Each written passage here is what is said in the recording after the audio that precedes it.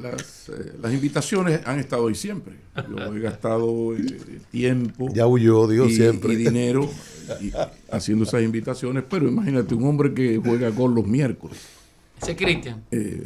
No va, nunca puede. Matero con Pero mire, parón. poniéndome serio, lo cierto es que, óigame, qué lamentable. Ya ni siquiera al pueblo de Baní, ni siquiera le dejan el 21 de noviembre tranquilo. O sea, esta banda de delincuentes, porque es una banda de funcionarios medios y bajos del Estado, guardias, funcionarios municipales y empresarios y gentes de que tienen algún poder político. Antes era el PLD, ahora es el PRM, que intentan acabar con las dunas. Y yo repito lo que tengo 20 años diciendo. Pasan las cosas y aquí no hay gobierno, ni Policía Nacional, ni DNI, ni Ministerio de Defensa, ni Fuerzas Armadas, ni la CIA, ni la KGB, para hacer algo tan simple como evitar que se destruya unas dunas, que es mucho más que un atractivo turístico, porque las dunas no existen por un verso de Góngora. Las dunas es fruto de un proceso de millones de años. Más la única del Caribe, con un atractivo importantísimo, pero sobre todo fundamental en términos medioambientales. Ni siquiera, señores, uno tiene 20 años en esto. Pasan los gobiernos, pasan los ministros de Medio Ambiente. Usted habla, yo recuerdo mi última conversación con Orlando Jorge Mera fue en una de esas tantas invasiones. Entonces yo lo llamaba mucho y insistía mucho. Y nos vimos en la despedida de doña Rosa Gómez de Mejía. Y ahí me dijo, ya como ministerio yo hice todo lo que podía hacer, que era apresarlos y someterlos.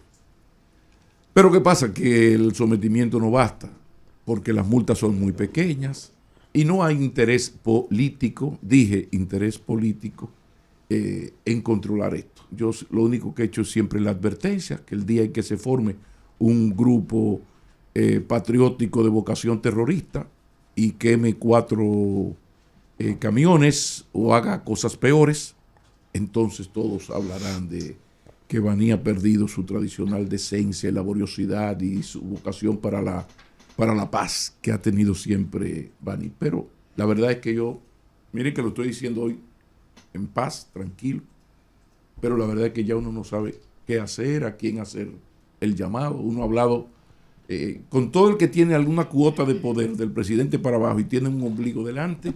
Uno ha hablado y lo ha hecho Miguel Franjul, lo ha hecho Luisín Mejía. Nosotros siempre nos hemos ocupado de hacer ese lobismo de buena fe para defender las cosas de Baní, pero las dunas es mucho más que un atractivo de Baní. Las dunas son otra cosa. Y no hemos tenido gobierno. Van ya PRM de 2000-2004, PLD, ahora toca el PRM otra vez. 2020, 2020-2024, vamos para el 28, y esto sigue pasando. Yo decía ahorita que apenas hace 8 meses, 8 meses, se lanzó el señor ministro de entonces, Seara Hatton, y una vez más se prometió invertir lo que fuera necesario para evitar Pero ahí estamos. Yo lo único que digo es esto, que el día en que ocurra una tragedia, ojalá que no vengan, aunque yo sé que sí lo harán, a aplicar de manera selectiva, como yo siempre digo, porque hay una aplicación selectiva de las leyes. Fíjense cómo hay unos delincuentes hace 30 años que están desbaratando unas dunas y no hay ley ni hay autoridades para eso. El día en que alguien viole la ley en su indignación por lo que está pasando en Baní, ustedes verán la efectividad del Ministerio Público y de lo que usted quiera en contra de eso. Pero bueno,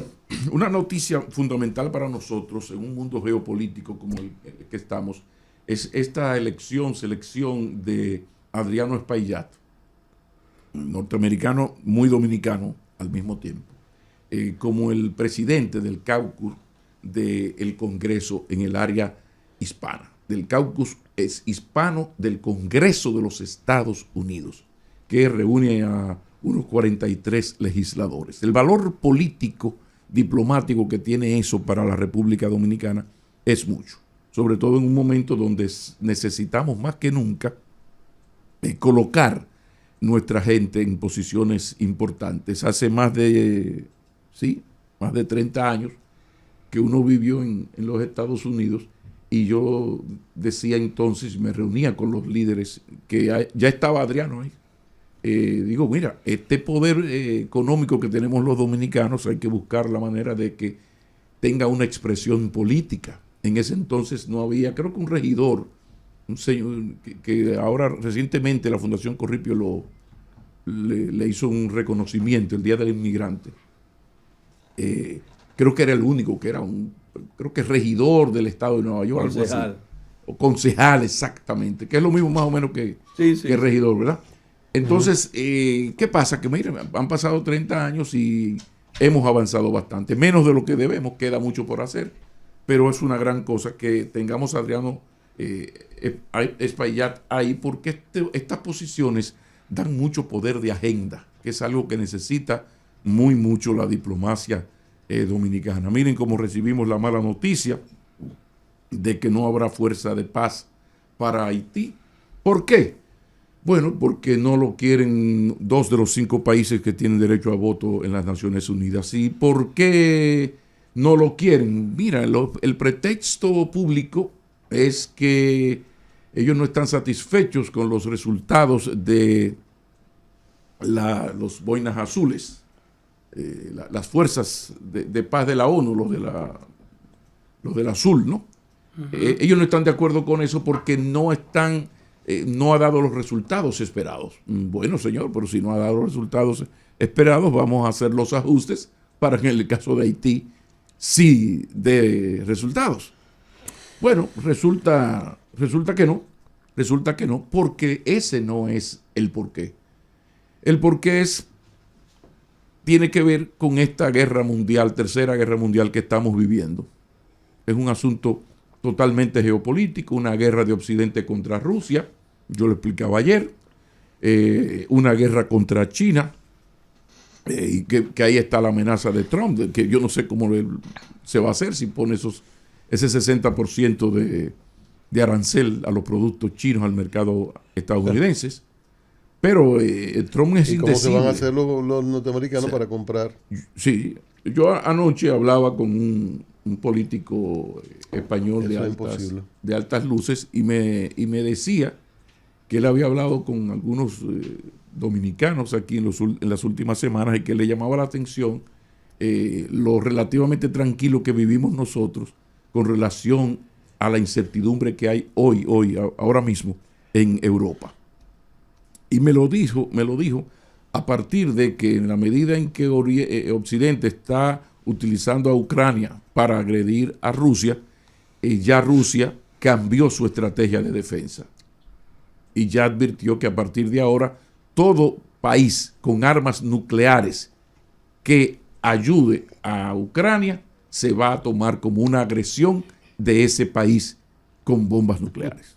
Inglaterra y Estados Unidos. Entonces, esas son palabras mayores. Nosotros estamos aquí entretenidos en nuestros asuntos, pero mientras lo hablamos aquí, y nosotros, insisto, estamos ahí, que el PRM, que dijo el PLD, ahora se está hablando mucho del pacto, del listín. Resulta que el mundo está en peligro. Decía Cabral, que llueva, el mundo está en peligro. Cuidado, hombre pequeño, los grandes se han reunido. Resulta que los grandes están peleando. Fíjense cómo uno revisa la prensa y se encuentra con que hay otro ataque ayer al norte de Gaza, 66 muertos. Pero antes de ayer hubo otro 22 muertos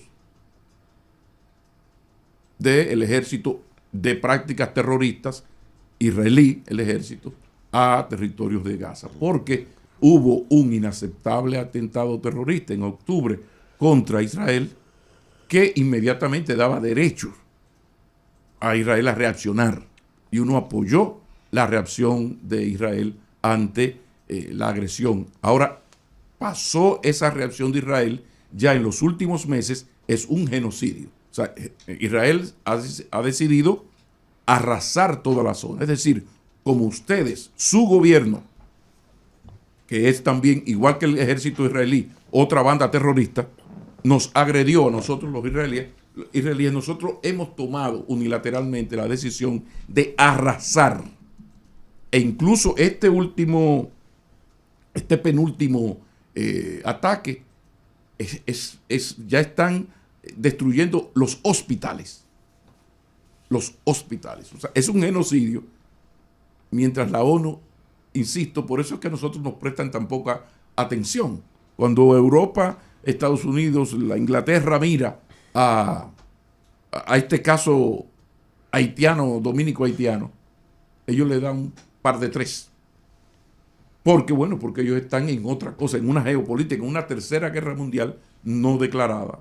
Y para ellos es la lógica que una vez yo discutí mucho con un señor periodista, no voy a mencionar, de un diario de Estados Unidos, que yo le decía, el problema de ustedes es que se le olvida a los estadounidenses y a los europeos que en la medida en que existe un país fallido, ingobernable, en un momento de guerra mundial no declarada y de prácticas terroristas por gobiernos como el ejército israelí, más la zona palestina, que también hay muchos terroristas, en una situación así, yo creo que Europa y sobre todo Estados Unidos deberían tomarse el tema haitiano de manera diferente.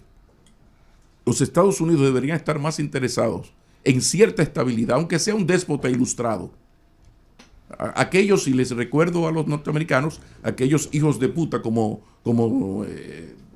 ¿cuál fue? Fue Somoza, que le dijeron, pero ¿qué es ese? Sí, ese será hijo de puta, pero ese es nuestro hijo de puta. O sea, hay un momento donde los norteamericanos, frente al avance comunista, deciden, no, aquí tú estás conmigo y atacas a quien yo quiero que tú ataques, o yo te tumbo. Entonces ahí optaron por gobiernos militares tiránicos y asesinos.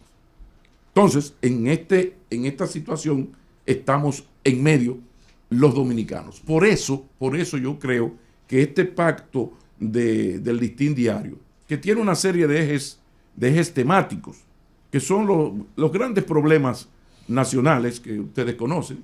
Tenemos que hacer un pacto fiscal, hay que mejorar la salud y la seguridad social, la educación, que es pilar del progreso social y económico. Tenemos que ponernos de acuerdo en lo del crecimiento demográfico, la lucha contra la pobreza en el ordenamiento territorial, que ya tenemos ley en ese sentido, y también el medio ambiente y el cambio climático. Pero dejé la segunda, que es la más importante, que es el tema de la migración haitiana y el control de la frontera. Yo creo que donde sí se puede lograr acuerdos, porque puede haber menos politiquería, y en este caso la oposición y el PRM gubernamental y el gobierno pueden quizás ceder un poquito más, es llegar a acuerdos para que haya una posición conjunta del PLD, la Fuerza del Pueblo y el gobierno en el tema haitiano. Mira, vamos a seguir siendo cínicos y desmemoriados en el tema educación, medio ambiente, porque este es un problema que se arrastra. Es decir, que aquí no hay inocentes. Ahora la crítica es, lógicamente, al que está gobernando, que es el PRM. Pero ¿qué le puede decir de cambio climático, defensa del medio ambiente, defensa de las dunas, salud, seguridad social, educación? ¿Qué le puede decir el PLD y la Fuerza del Pueblo al pueblo dominicano de estos temas? O sea, ¿con qué moral usted va a criticar lo que todos le criticamos al gobierno actual, que puede hacer más en estos temas? Entonces, en estos temas, que se entretenga el cinismo político. Y yo critico lo que antes yo apoyé, y el gobierno hace lo que antes criticaba. Lo que antes se criticaba. Muy bien, ahora hay un solo tema. Yo me quedo con un solo tema, no con dos, con un solo tema. Hagan ese acuerdo, señores políticos, con los líderes económicos, por supuesto, también. Que la embajada del visto bueno para que no nos boicoteen la cosa. Sin la embajada aquí no pasa nada importante. Pero creo que con el tema haitiano tenemos urgentemente que ponernos de acuerdo. Y esto es tan serio que ustedes ven cómo iniciativa viene, iniciativa van, pero los resultados son los mismos. Porque se tomó muy envalentonado el Palacio Nacional y vamos a deportar 11,000 por mes. Y yo decía, ajá, ¿y dónde está? Semanales. Semanales, son 40,000 mensuales. Y yo decía, ¿y dónde está la logística para usted sacar esa cantidad? O los va a subir en una camiona y los va a estrellar allá o estrellar, como se dice correctamente, en la frontera dominico-haitiana. Porque hay un protocolo, usted no está recogiendo vacas para llevarla ahí al lado. Son seres humanos que tienen derechos. Entonces, ¿dónde está? ¿Se ha creado esa estrategia? Esa logística no existe. Pero además, ¿de qué manera? Porque aquí hay una realidad que no se quiere aceptar. Y es que los empleadores y parte de los dominicanos no queremos tener haitianos circulando en las calles y tú ver esos negritos caminando por Arroyo Hondo, pero sí queremos que haya haitianos, y si es indocumentados mucho mejor, para que hagan el trabajo duro en la República Dominicana. Entonces hay que partir de la realidad de que el país necesita defender su frontera, necesita aplicar una política de migración, expulsar a los que haya que expulsar que no tengan documentos, pero al mismo tiempo hay que hacer un proceso de regularización. ¿Por qué? Bueno, porque aquí, por un asunto de movilidad social que podemos explicar otro día, resulta que el trabajo duro ya no lo está haciendo el dominicano. Y no solamente por un asunto de salario, sino por un asunto también de movilidad social. O sea, yo no quiero trabajar 8 horas en una finca de arroz en Villarriba. Yo prefiero ir a Macorís y motoconchar, si soy dominicano. O hacer 20,000 cosas más. Y esto tiene que ver con una cosa logística y de lo que ustedes quieran, pero también tiene que ver mucho con la parte cultural, la simbología que tiene eso. Yo contaba hace días que en España no hay españolas cuidando envejecientes en las casas. No hay española que vaya 2 días a la semana a limpiar las casas de los ricos. Porque son vagas las españolas. Porque hay desempleo, en España hay desempleo. ¿Por qué? Bueno, porque yo, ciudadano español, no tengo por qué dedicarme a cuidar un envejeciente 6 días a la semana, más o menos 24 horas, porque cuando usted cuida a un envejeciente, ahí no hay descanso. Entonces, yo español, no quiero esto, yo me quedo en este otro asunto. Entonces, yo creo que de todas estas propuestas que hay, educación, medio ambiente, cambio climático, crecimiento demográfico, salud, seguridad social, pacto fiscal y equilibrio presupuestario, creo que los políticos deben hacer un alto en el camino, como aquellas palabras del hermano Pablo en nuestra querida Radio Santa María, y ponerse de acuerdo en uno solo. ¿Qué vamos a hacer con el drama dominicano, con un pueblo haitiano cuya mano de obra es ya indispensable para todo trabajo duro, desde agropecuaria a construcción, al mismo tiempo que hay un problema ya de una gravedad tal que en la medida en que siempre hay una constante inmigración, antes solo la capital, algo de Baní, Santiago, algo de La Vega, San Francisco, en la medida en que hay ese tipo de inmigración, pues llegará el momento donde se va a presentar una situación sumamente grave. Entonces aquí estos líderes, atención, Abinader, Medina, Leonel, tienen que llegar a un acuerdo de enterrar el hacha del cinismo y la ironía política a un lado, y que uno no critique lo que hacía y que el otro no haga lo que criticaba, para que nos organicemos. Porque entre tantos problemas como tenemos, y tenemos muchos problemas, ninguno más importante que el control de la frontera, la regularización de ese extranjero que necesitamos, la expulsión del indocumentado que no necesitamos y políticas de integración social a esas comunidades, porque aquí el odio está dando frutos. Al punto, yo decía ayer, de que ahora mismo un haitiano, entre 500,000 y 1,000,000 que puede haber aquí, asesina violentamente a un dominicano y el resto de los dominicanos se cree, y así lo dicen en las redes, en el derecho de matar, quemarle la casa y asesinar, no a ese señor, asesino, genocida, lo que usted quiera, terrorista, a ese señor que hizo eso, no, a todos los dominicanos. Y pobre del pueblo dominicano en Madrid o en Nueva York o en Boston, si la gente de Boston, de Madrid o de Nueva York hubiese decidido en los 80, cuando el microtráfico de los Estados Unidos, de Nueva York y de Boston lo liderábamos los dominicanos, si hubiese decidido salir a asesinar y a matar al millón de dominicanos que en ese entonces había, en donde la inmensa mayoría son trabajadores excepcionales. A ver qué vamos a hacer.